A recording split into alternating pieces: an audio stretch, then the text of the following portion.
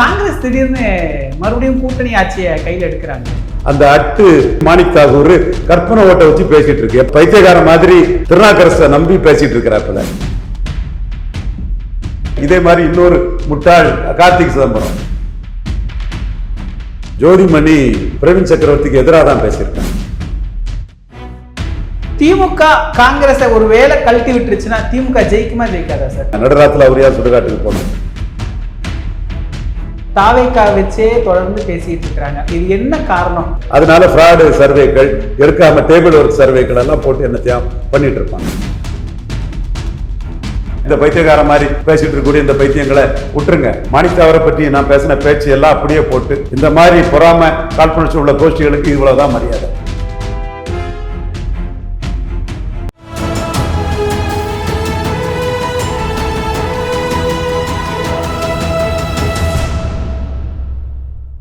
தமிழகம் நேயர்களுக்கு வணக்கம். இன்று நம்முடைய அரசியல் விமர்சகர் திரு ரவீந்திரன் துரைசாமி அவர்கள் இணைந்துள்ளார். சார் வணக்கம் சார். வணக்கம் தம்பி. எப்படி இருக்கிறீங்க சார்? நல்லா இருக்கு தம்பி. நல்லா இருக்கீங்களா? ரொம்ப நல்லா இருக்கிறேன் சார். என்ன சார் காங்கிரஸ் திடீர்னு மறுபடியும் கூட்டணி ஆட்சியை கையில் எடுக்கிறாங்களே? காங்கிரஸ் சீமானை விட, சீமானுக்கு கேண்டிடேட்டை விட பாதி ஓட்டு கூட எடுக்க முடியாத செல்வாக்கற்ற மாணிக் தாகூருக்கு உண்மை தெரியல. அவருக்கு விருதுநகர் தொகுதிக்குள்ளேயே இவர் காங்கிரஸ் பேனர்ல நிற்கும் போது எடுத்த ஓட்டோட 2 மடங்கு சீமானுக்கு கேண்டிடேட் எடுத்திருக்காரு. இது நிஜ ஓட்டு. அந்த அட்டு மாணிக் தாகூர் கற்பனை ஓட்டை வச்சு பேசிட்டு இருக்கு. எப்பா, நிஜ ஓட்டு உன்னோட 2 மடங்கு ப்ரூவ் பண்ணியிருப்பான்ப்பா சீமான். பைத்தியக்கார மாதிரி கற்பனை ஓட்டை, அதுவும் தம்பி திருநாக்கரசை நம்பி பேசிட்டு இருக்கிறாப்புல. எத்தனை கருத்து கணிப்பு வச்சு அரசியல்வாதி பேசுவானா? ஃபூல் மாணிக் தாகூர். ஃபூலுக்கு சீமான் மேல பொறாம, காழ்ப்புணர்ச்சி, வன்மம் காழ்ப்புணர்ச்சியில தன்னை விட 2 மடங்கு வாக்கெடுத்த சீமான மட்டம் தட்டுன்னு பேசிட்டு இருக்காரு. இதே மாதிரி இன்னொரு முட்டாள் கார்த்திக் சிதம்பரம், எப்பா உன்னோட சிவகங்கையில நீ பார்லிமெண்ட் எலெக்ஷன்ல என்ன ஓட்டு எடுத்த? 10% ஓட்டு எடுத்த. உன்னோட 1.5 மடங்கு ஒரு அகமுடையார் கேண்டிடேட்டை விட்டு சீமான் அங்க எடுத்துட்டு போயிட்டார. சீமான் இங்கேயும் கள்ளர் மாணிக் தாகூருக்கு எதிராக மறவர் கேண்டிடேட்டை விட்டு தான் அந்த ஓட்டை எடுத்தாரு. அப்ப இவங்களுக்கெல்லாம் சீமானை கண்டு பொறாமை, காழ்ப்புணர்ச்சி, வன்மம். அதனால பல நிரூபிக்காத ஏட்டு சுரக்கா விஜயை பற்றி ஏதாவது பேசிட்டு இருப்பாங்க. இந்த கோஷ்டிகளுக்கெல்லாம் சொல்றேன், கமலஹாசன் கருத்து கணிப்புல இருந்தாரு, சீமான் கருத்து கணிப்புல இல்லை. களத்துல சீமான் 7 விழுக்காடு எடுத்தாரு, கமலஹாசன் 2.5 விழுக்காடு எடுத்தாரு. இது புரியாண்டாமா கருத்து கணிப்பை வச்சு பேசக்கூடிய அட்டுத்தனமான மாணிக் தாகூர் போன்ற எம்பிக்கள். திருநாக்கரசன் நடந்து பாடம் படிங்க. பல நிரூபிக்காத ஒருத்தர் ஓட்டரை டிரான்ஸ்பர் பண்ண முடியாதுன்னு சிவாஜி பண்ணல, வடிவேல் பண்ணல, பாக்கியராஜ் பண்ணல, ராஜேந்தர் பண்ணல, மற்றபடி என்னோட கருத்தை அல்லு அர்ஜுன் பண்ணல. பல நிரூபிச்சவங்க தான் ஓட்ட இது பண்ண முடியும். கற்பனை வச்சு எவனாவது பைத்தியக்காரன் பேசுவானா? இது விடுங்க. இந்த பைத்தியக்காரன் மாதிரி பேசிட்டு இருக்கக்கூடிய இந்த பைத்தியங்களை விட்டுருங்க. நிஜ அரசியல் என்ன? மோடி ஒட்டுண்ணி காங்கிரஸை காலி பண்ணுன்னு நினைக்கிறாரு. மாணிக் தாகூரை பற்றி நான் பேசின பேச்சு எல்லாம் அப்படியே போட்டு இவங்களுக்கெல்லாம் இவ்வளவுதான் மரியாதை. இந்த மாதிரி பொறாம காழ்ப்புணர்ச்சி உள்ள கோஷ்டிகளுக்கு இவ்வளவுதான் மரியாதை. அதுக்கு மேல இவங்களுக்கு மரியாதை தேவையில்லை. இப்போ நான் கருத்து கணிப்பை வச்சு சீமான மட்டம் தட்டி பேசக்கூடிய ஒரு நபரை இதை விட பெருச்சாலே வாழை பிடிக்க மாதிரி அடிச்சு தூக்கி வீசணும். நீ நடந்த விஷயத்த மறைச்சிக்கிட்டு என்னத்தை கருத்து கணிப்பை வச்சு போலியான பொய்யான ஏட்டு சுரக்காய வச்சு பேசிட்டு இருக்கிற? ஏற்கனவே நம்ம சொல்றோமே, தினகரன் ஆர்கே நகர்ல ரெட்டலையும் உதயசூரியனையும் குக்கர்ல தூக்கி போட்டவர், அவருக்கு 2.5% போயிட்டாரு, சீமான் 7 வந்தாரு. கருத்து கணிப்புல தினகரனுக்கு 8 வருதுன்னாப்புல சீமான கருத்து கணிப்புக்குள்ளே வைக்கல. யார் வச்சா? எவ்வளவு ஃபூலரியா, எவ்வளவு ஒரு முழு பூசணிக்காய சோத்துல மறைக்கக்கூடிய வன்மம் காழ்ப்புணர்ச்சியில் இந்த கோஷ்டிகள் இருக்குது. ஓகே, நம்ம சப்ஜெக்டுக்கு வருவோம். மோடியோட அரசியல் ஒட்டுண்ணி காங்கிரஸை காலி பண்ணணும், காங்கிரஸை ஐசோலேட் பண்ணணும். இதை மோடி பாரசைட் காங்கிரஸ் சொன்னதுமே ராகுல் ஸ்டாலின் சரண்டர் ஆயிட்டார். இதுக்கு பிறகு ஜோதிமணி பேசி என்ன, மாணிக் தாகூர் பேசி என்ன, இது எதுவுமே எடுபடாது. ஆனா ராகுல் காந்தியோட ஒப்புதல் இல்லாம இவங்க எல்லாம் பேசுவாங்களா சார்? பிரவீன் சக்கரவர்த்தி பேசுறாரு, மாணிக்கம் தாகூர் பேசுறாரு, ஜோதிமணி பேசுறாங்க. அங்கிருந்து ஒப்புதல் வராம இருக்குமா? இவங்க எல்லாருமே ஒரு தமிழ்நாட்டுல தெரிந்த ஒரு காங்கிரஸ் முகங்கள் தானே. ஜோதிமணி அதை விட்டுக்கிட்டு பிரவீன் சக்கரவர்த்திக்கு எதிராக தான் பேசியிருக்காங்க. சசிகாந்த் செந்திலும் பிரவீன் சக்கரவர்த்திக்கு எதிராக தான் பேசியிருக்காங்க. ஸோ அதில் செல்வ பிறந்தைக்கு எதிரான ஒரு இதுவும் இருக்குது. ஐபிடிஎஸ் திருநாக்கரசு சர்வேலாம் நம்பி ஒருத்தன் பேசுவா. எவ்வளவு ஃபுல்லாக இருக்க மாணிக் தாகூர், எவ்வளவு போலா இருக்கப்பா நீ? எப்படி சார் கூட்டணி ஆட்சி தான் கட்டாயம், கூட்டணி இல்லாம இங்க யாருமே ஜெயிக்க முடியாதுன்னு சொல்றாருல, அது உண்மைதானே? அது நிதர்சனம் தானே தமிழ்நாட்டில்? அது உண்மை. 67 முதறிஞர் ராஜாஜி கூட்டணின்னு கம்பேர் பண்ணியிருக்கணும்.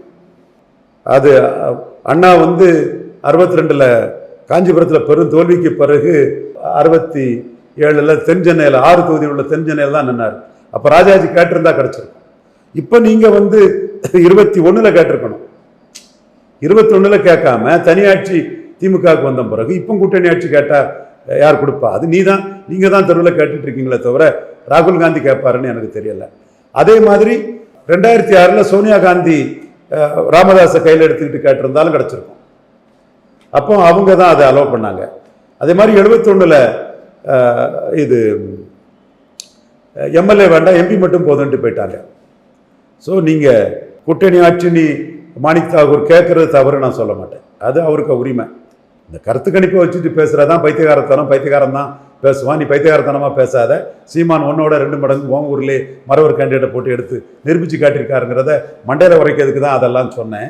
அதே மாதிரி அவர் கார்த்திக்குக்கும் மண்டையில் உரைக்கிறதுக்கு தான் அதை நான் பதிவு பண்ணேன்.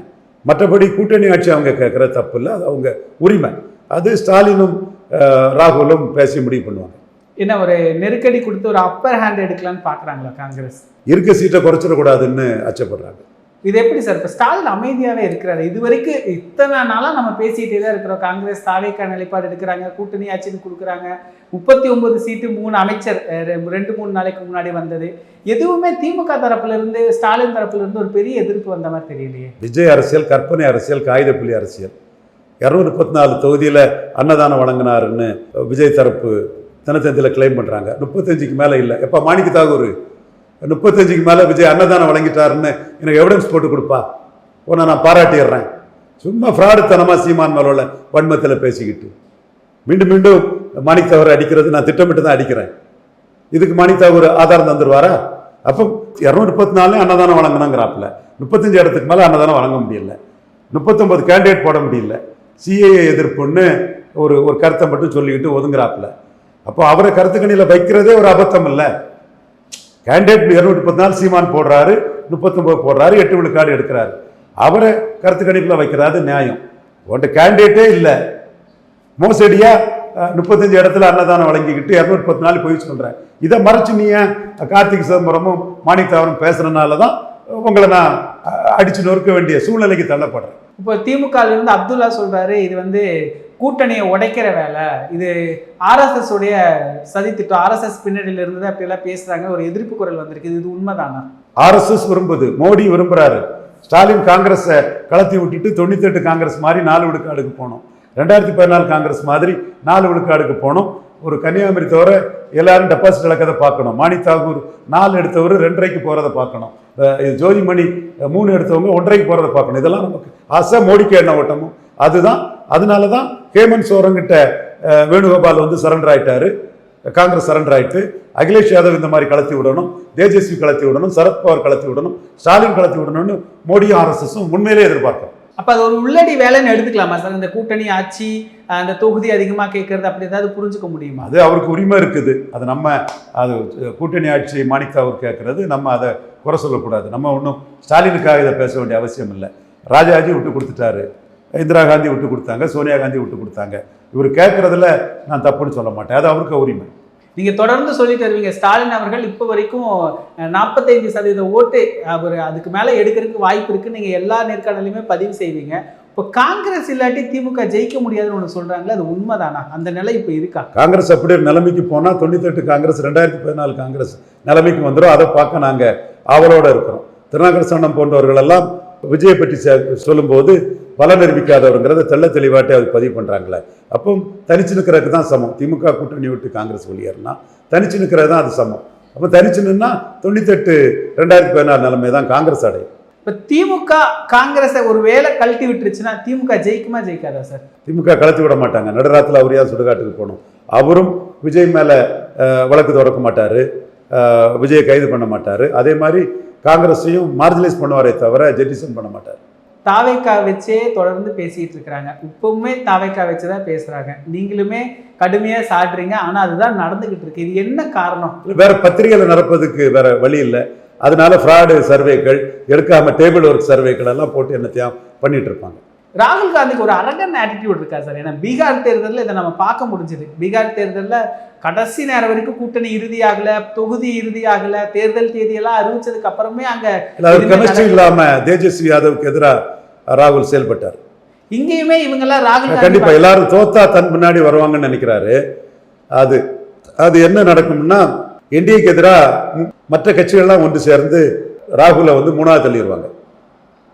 இப்பவே ஸ்டாலினுக்கு 22, சரத்பவாருக்கு 9, மம்தா பானர்ஜி, அகிலேஷுக்கு 40, ஹேமந்த் சோரனுக்கு ஒரு சில சீட்டுகள், இது எல்லாமே சேர்ந்து வந்து காங்கிரஸ் எடுத்த 100 சீட்டுக்கு மேலே வந்துடும். அப்போ நாளைக்கு காங்கிரஸை எதிர்கட்சிகள் வரிசையில் காங்கிரஸ் ஒற்றை தலைமையாக இந்தியா ஃபுல்லாக இருந்தாலும் மற்றவங்களாம் ஒன்று சேர்ந்து காங்கிரஸை தங்களை கீழே தள்ளக்கூடிய ஒரு சூழ்நிலை உருவாகணும்னு தான் மோடி எதிர்பார்க்கார், நாங்கள் எதிர்பார்க்கோம். மாணிக் தாகூர் போன்றவங்களாம் அதுக்கு உதவி பண்ணால் எங்களுக்கு நல்லதுதான். இப்போ எப்படி சார் ராகுல் காந்தி அவர்கள் இது எல்லாமே கவனிப்பார் தானே? அப்போ இவங்க எல்லாமே பெரிய அளவில் பேசுகிறாங்க, தமிழ்நாடு முழுவதும் இந்த பேச்சு இருந்துக்கிட்டே இருக்குது. ராகுல் காந்தியோட மனநிலை பிரதிபலிப்பு அப்படின்றதால இங்கே தமிழ்நாட்டில் இருக்கிறவங்க எடுத்துக்குவாங்க. மோடி அடிச்ச அடியில் ராகுல் ஸ்டாலின் சரண்டர் ஆயிட்டாருன்னு தான் நான் பார்க்குறேன். இப்போ எப்படி ஸ்டாலின் அவர்கள் டீல் பண்ணுவார் இந்த கூட்டணி விவகாரம்? இல்லை, அவர் இப்போவே கூட்டணி பேச ஒரு குழு போட்டுட்டாரு ஒன்று. மேலும் வந்து உடனே முடிங்கன்னு போட்டு கதறாங்க. ஸ்டாலின் கலத்தி விட்டுக்கிட்டு தேமுதிக, டிடிவி, ஓபிஎஸ் இவங்களை சேர்த்துக்கிட்டு காங்கிரஸை கலத்தி விட்டுருவாரோட அச்சு அவங்களுக்கு இருக்குது. என்னை பொறுத்தளவில் ஸ்டாலின் வந்து கலத்தி விட மாட்டார். கலத்தி விடணுங்கிற நம்ம ஆசை, பட் யதார்த்தத்தில் ஸ்டாலின் கலத்தி விட மாட்டார். காங்கிரஸ் கட்சி உடஞ்சிரும்னு ஒன்று சொல்கிறாங்களே சார், 2 அணியாக பிரிஞ்சிரும் அப்படின்னுலாம் சொல்கிறாங்க. அது உண்மைதான? களத்தில் அப்படி இருக்கா? களத்தில் திமுக விட பேரம் பேசக்கூடாது, திமுக தரக்கூட ஸ்டேட்டஸ்கோ சீட்டை வாங்கிட்டு போகணுன்னு 90% காங்கிரஸார் நினைக்கிறாங்க. ஒரு 10% அதுக்கு எதிராக இருக்கிறாங்க. அதில் மாணிக் தாகூர் போன்றவங்க முகம் காட்டி பேசுகிறாங்க, வேற யாரும் முகம் காட்டி பேசலை. காங்கிரஸ் மேலிட பொறுப்பாளருடைய பேட்டியில கூட அப்படியெல்லாம் எதுவும் கிடையாது, விஜய் கூட எல்லாம் பேசல அப்படின்னு எல்லாம் உறுதிப்படுத்துறாரு. விஜயை பற்றி யாருங்க பேசுவா? விஜய் வேணா நீங்க ஸ்டாலின் தலைமைக்கு வாங்க, 8 சீட்டு வாங்கி தரேன்னு பேசுவாங்க. விஜய் எல்லாம் பலம் நிரூபிச்சிருக்கிறாரா? இல்ல, விஜய் பலம் நிரூபிக்கலையே. அண்டர்ஸ்டாண்ட் நாட் ப்ரூவ்டு தானே. அதனால தான் நான் கார்த்திக் சம்பரத்தையும் மாணிக் தாகூரையும் அடி நொறுக்கிட்டு இருக்கேன். ஏன் வன்மம் காழ்ப்புணர்ச்சி? பலம் நிரூபிச்சவனை பற்றி பேசாம, ஒன்ன குள்ளனாக்கி ஒன்ன செல்வாக்கற்ற நாட்டு ஆக்கணவனை பற்றி பேசாம, பலம் நிரூபிக்காதனை பற்றி பேசிட்டு இருக்கிறிய, கற்பனையா ஏட்டுச்சுரக்க அரசியலை பேசுறீன்னு 2 பேரையும் நான் விமர்சனம் பண்ணது காரணம் தான். ஒருவேளை தாவேக்காவோட அணி அமைச்சா காங்கிரஸ்க்கு அது கை கொடுக்குன்னு சொல்றாங்களே, எங்க பலம் நிரூபிக்காத கூட அணி அமையாதுங்க. இது எப்படி நகரும் நினைக்கிறீங்க சார்? இந்த பிரச்சனை சும்மா வேடிக்கையா டைம் போகாதாலும் தினமலர் பக்கத்தை நிரப்ப ஏதாவது எழுதுவான். திருநாக்கரசு சும்மா அவங்க சர்வேன்னு என்னத்தையும் பண்ணுவான். இதெல்லாம் பெரிய வேல்யூ இல்லைங்க. பல நிரூபிச்சாதாங்க மரியாதை. ஏன்னா நீங்க முதல்ல பேட்டிலேயே சொல்லியிருந்தீங்க சார், இப்ப திருநாவுக்கரசு அவர்களே பலம் நிரூபிக்கல அப்படிங்கிறத உறுதிப்படுத்தினாருன்னு சொல்லியிருந்தீங்க. ஆனா இன்னைக்கு அப்படியே ஒரு மாற்று கருத்தா மாறுது. வெறும் கருத்து தாங்க, இது வேலைக்கு ஆகாது. விக்கிரவாண்டி எலெக்ஷன் முடிஞ்சது, விக்கிரவாண்டி மாநாடு முடிஞ்சதுமே தம்பி நீ பலம் நிரூபிக்காதவன் விஜயகாந்தாவது 8-10 பலம் நிரூபிச்சாரு, மக்கள் நல கூட்டணியை வச்சாரு, உங்களோட எவனும் கூட்டணிக்கு வரமாட்டான்னு சொன்னாப்புல. நான் ஒரு விழுக்காடு கொண்ட ஒருத்தன் கூட கூட்டணிக்கு வரமாட்டான்னு சொன்னேன். இதுவரை யார் வந்திருக்கா? ஓபிஎஸ் வராரு, டிடிவி வராரு, 117 செல்வ பிறந்த சீஃப் மினிஸ்டர் செத்துருவாங்க. யாரு? மாணிக் தாகூரும் கார்த்திக் சிதம்பரம். 2.5 வருஷம் செல்வ பிறந்த சீஃப் மினிஸ்டர், 2.5 வருஷம் விஜய் சீஃப் மினிஸ்டர். யார் முதல்லங்கிறது தான் பிரச்சனை. இந்த மாதிரி எல்லாம் 1000 வதந்திகளை கலப்புவாங்க. எல்லாமே வதந்தி தான். திரும்ப திரும்ப சொல்றாங்க. 234 கேண்டிடேட் இல்லாம 234 கேண்டிடேட் கிடையாது. 234 இடத்துல அன்னதானம் நடந்துன்னு பொய்யா ஃப்ராடா சொல்லி 35 இடத்துல தான் அன்னதானம் நடந்தது. கிராக் செக் பண்ணுங்கப்பா கார்த்திக் சிதம்பரம், மாணிக் தாகூரம். உங்களை திட்டுறது காரணம் இதுதான். இதெல்லாம் கிராக் செக் பண்ணாம என்ன தியானம் பேசி தொலைகிறது. இப்போ இந்த ஓய்வூதிய விஷயத்துல கூட ப. சிதம்பரம் அவர்கள் ஒரு கருத்து கொடுக்குறாரு. இது வந்து தமிழ்நாட்டோட நிதிநிலையை பாதிக்கும்னு நல்லா சொல்றாரு. ஒரு திமுகக்கு ஆன்டி டிஎம்கே நிலைப்பாடை இங்க இருக்கிற காங்கிரஸ்காரர்கள் எடுக்கிறத அதை புரிஞ்சுக்கலாமா? அப்படி ஏதாவது திருநாக்கரசு சிதம்பரம் சொல்ற உண்மைதானே, பாதிக்கத்தான் செய்யும். அது எப்படி நகருது சார் இந்த கூட்டணி? இதுக்கப்புறம் நீங்க சொல்ற மாதிரி இது இறுதி காங்கிரஸ் செல்வா கிடையாதுங்க. சட்டமன்ற தேர்தலாம் காங்கிரஸுக்கு 3 விழுக்காடு ஓட்டு தான். காங்கிரஸ்னாலும் சரி யாருனாலும் சரி வெற்றி பெறது வரை இந்த அணியில தொடர்ந்து தான் ஆகணும். எப்போ தோக்குறாங்களோ அப்பதான் அந்த அணி காலியாகும். இன்னொரு கட்சியை ஜெயிக்க வைக்கக்கூடிய அளவுக்கு அங்கே யாருக்கும் செல்வாக்கு இல்லை. திருமாவளவனுக்கு செல்வாக்கு 0.7, காங்கிரஸுக்கு செல்வாக்கு 4.3. இப்போ அதெல்லாம் இருக்காது. வாசன் வேற போயிட்டாரு. தொடர்ந்து பல எலெக்ஷன்ல நின்றனால அந்த ஓட்டரெல்லாம் திமுக ஓட்டராட்டே ஆயிட்டான். அப்படியே ஒரு அணியா போயிட வேண்டியதுதான், வேற இவங்களால எதுவும் முடியாது. நிகழ்கால அரசியல் குறித்து பல தகவல்களை பகிர்ந்து கொண்டதுக்கு நன்றிங்க சார்.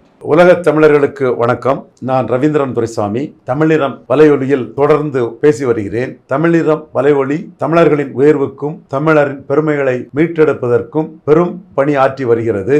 தமிழினம் வலையொலியை பாருங்கள், அதனை சப்ஸ்கிரைப் பண்ணுங்கள். நன்றி, வணக்கம்.